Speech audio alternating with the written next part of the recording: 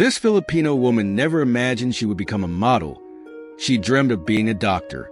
But life had other plans for Annabelle. She became one of the top models of the 1980s, helping introduce the world to the beauty of Oriental features and fashion. In fact, she was even called the first Asian supermodel. But what's the real story behind her incredible journey? And how does she look today at 68? Watch this video to find out. Don't forget to like, subscribe, and hit the bell icon to be notified whenever I upload a new video. Let's get started. The 1980s was a game-changing decade for the fashion industry.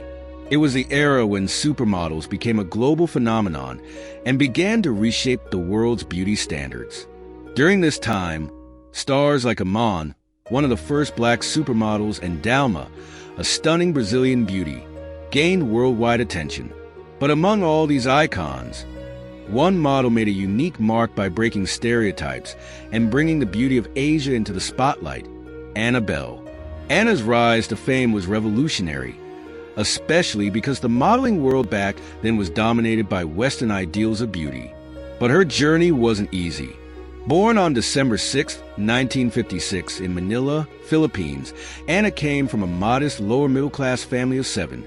Her parents worked hard to make ends meet, with her father holding down 3 jobs just to ensure his children had food on the table and an education. Despite these challenges, Anna was a brilliant student.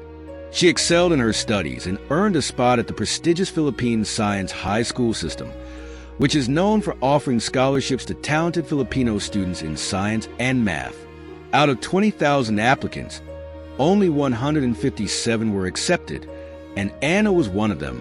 This was a huge achievement for Anna, especially since it lightened her parents' financial burden. After high school, she enrolled at the University of the Philippines, hoping to become a neurosurgeon. But in her 3rd year of medical school, her life took an unexpected turn.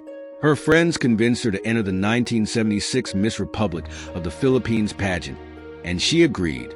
Anna didn't think she was beautiful enough to win, but she decided to join because the winner would get a trip to London, a place she had always dreamed of visiting. Anna didn't win the pageant, but came in as the first runner-up. Though she didn't take the top prize, she caught the attention of local fashion designer Augie Cordero, who hired her as his house model. Cordero took Anna under his wing, and she learned the ropes of the fashion world quickly. This led to her first trip outside the Philippines, to Hong Kong. There, a life-changing moment awaited her. At the Hong Kong Trade Fashion Show, Billy Blair, a well-known American model, was supposed to walk the runway. But after an accident, Billy was unable to perform, and the organizers urgently needed someone to replace her. Anna was asked to step in, and she nailed the performance. The next day, her face appeared in newspapers all over the city with the headline, "The Filipina Who Saved the Show." This moment catapulted Anna to international fame and opened doors to modeling opportunities beyond Asia.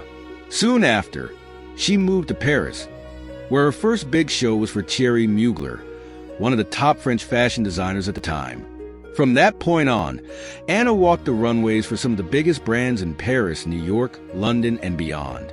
In a world where most models were Caucasian, Anna's unique features, her brown skin, striking looks, elegant poses, and long black hair, made her stand out.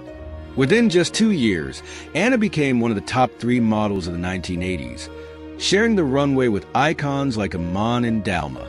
She appeared on the covers of major fashion magazines, and even the New York Times coined the phrase the Annabelle Walk to describe her signature style on the runway.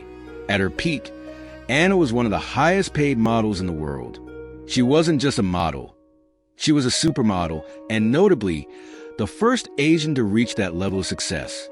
Through her, the fashion industry began to appreciate the beauty of Filipino and Oriental features, opening the door for more Asian models in global fashion. But Anna's path to success wasn't all glamorous. In her early years as a model, she worked nonstop, often doing 9 shows a day, far more than most of her peers who usually did just 1. She recalls how she was always on the move, often taking the train when traffic was too heavy to get to her next show.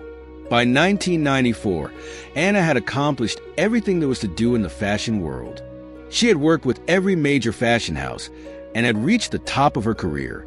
While her peers like Dalma and Iman had retired a few years earlier, Anna was still going strong in her mid-30s, alongside younger models like Naomi Campbell, Christy Turlington, and Linda Evangelista.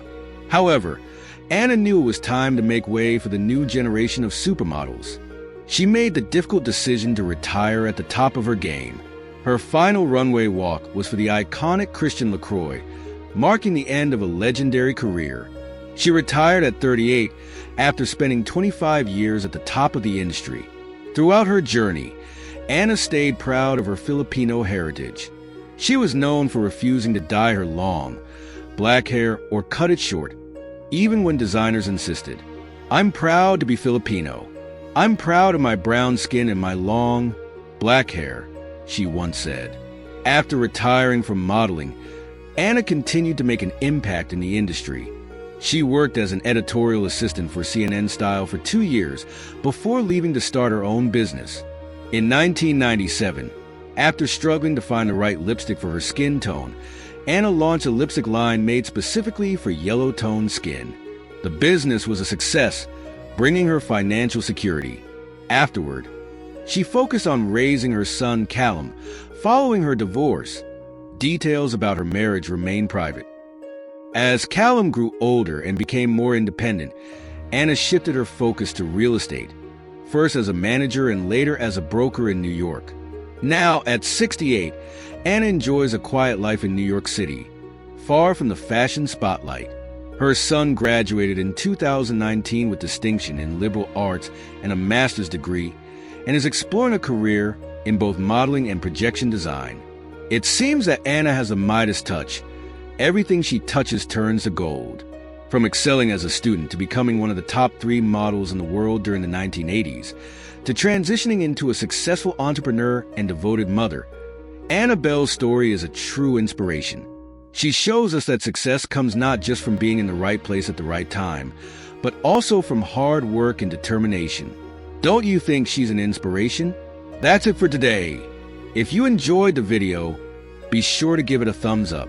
And if you haven't already, don't forget to subscribe to the channel and click the bell icon so you'll be notified when I upload new videos every week. See you in the next video.